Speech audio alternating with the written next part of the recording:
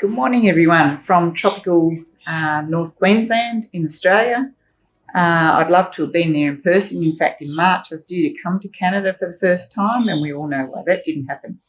Anyway, today, of course, it's afternoon in Canada when it's morning here. So today I'm going to talk to you about my pets, which the primary ones being this and this. My original one, or the original model, I have upgraded a few times, and my spare. Because drones accidentally changed my life. And that sounds very melodramatic, and I'm really not into melodrama, but that is actually what happened. I've been an aerial photographer since the 1980s. I sold my first photos in 1982. And when drones came out, I thought, this will be the end of my career. I don't know that I have the enthusiasm to take up something new. A friend showed me a mining video, and it was the Phantom 4, which is this one, an earlier model of this drone. And I thought, right, I've really got no excuse. I'll give it a crack. I don't know that it'll go well, but I bought one, and I looked around. There's a number of rural photographers just sort of seeing what I've done and then sort of followed along, and almost nobody did. None of these women were buying drones, and I couldn't understand why. I went to a lot of training. Most of it was very bad, and I thought, well, instead of criticising, I should put my money where my mouth is and start running training myself, either put up or shut up, as it were. It's easy to sit on the veranda and criticise. And then I learnt really a lot about myself as well as women generally, in that confidence, honestly, is our biggest stumbling block. We don't want to be too confident, overconfidence, confident about things we shouldn't be confident about. But I know myself, I tend to think I can't. When it comes to technology, particularly problem solving, my instant thought is, I can't do this. I've caught myself. It's taken me more than half a century to realise how much I do it. And I've really tried to get into the habit of now saying, I can do this, and giving it a red hot go, because often the belief that we can't is our biggest hurdle. So another thing that drones have taught me is that it's all about systems. I used to think there was some magic that people had, some inbuilt skill they were born with to do difficult things like surgery, flying manned aircraft, a whole range of careers. Again, it took me more than half a century to realise it's all about systems. You learn the systems, and then to get beyond being good, you add creativity and the courage to take risks to the systems. Again, drones taught me that, because drones are all about systems, operating safely, and getting the result you want. So the other thing I learnt too, as I've got older, is ageism. Ageism is absolutely rife. It's ghastly. My mother always told me that you would reach a certain age, stand at a counter, and you would be invisible. Other people would be served before you. Well, that happened to me a few years ago. Unfortunately, my mother at the time had dementia, so I really couldn't have the conversation to her that I would have loved to have had on the topic at that time, when I discovered, yes, it happened to me, and my mother wasn't exaggerating.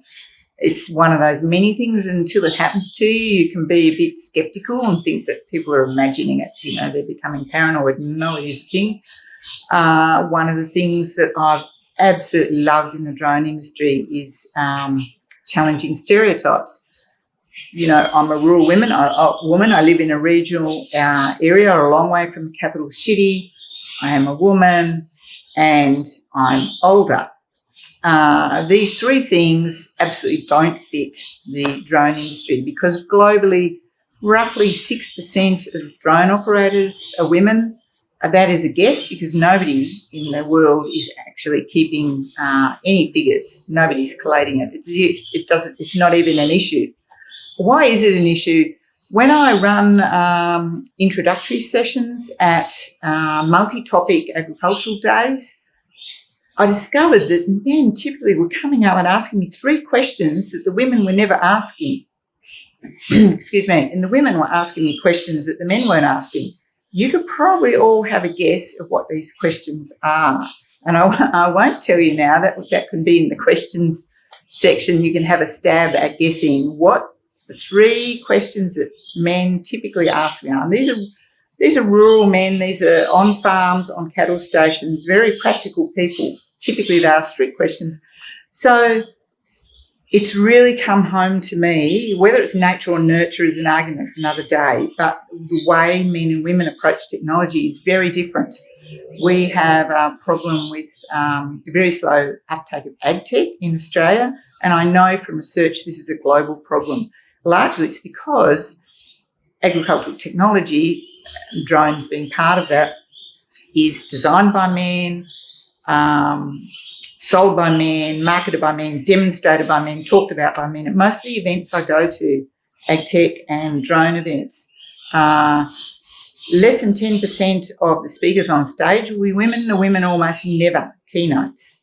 The women are more often on panels, not even individual speakers. And there'll be women in the audience, probably 10% or less, and they tend to be very quiet. I've discovered that when I run workshops, roughly 50% of every audience that I get is 50% women, 50% men. Just by accident, just because it's a woman. So women obviously, and the conversations are different. The women are more confident to speak up, more confident to ask questions. So we have much more well-rounded conversations. It's simply more interesting. And of course, it is actually also more productive. Courage is what matters. I know there is a thing about fearlessness, and which I find detestable because it's foolish to not feel fear. People who feel fear live longer, basically. As I say, trial and terror, feel the fear and do it anyway. You plan, you research, you don't just go in blindly. It's courage. It's courage that matters. And I've had people say to me, oh, you're so confident. It's absolutely not the case. Public speaking I've found very difficult as anybody you know. I've made myself do it. And I absolutely love helping people get into an industry where there is so many opportunities, particularly for women. There's business opportunities. There's opportunities to become accidental role models, as I have. And there isn't anything special about me. I don't have any special talents.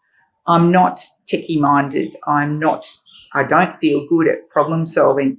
It's been sheer hard grunt for me. Honestly, if I can do it, anybody can do it. I do have other skills that I am good at. But these things in this particular field, no. So it's been very, very satisfying for me to help shatter stereotypes. And as I said, there are business opportunities in it for women. I'd love some great questions, and I really hope to be there next year in person, even if I can't make it in the first half of the year, hopefully in the second half of the year. Thank you.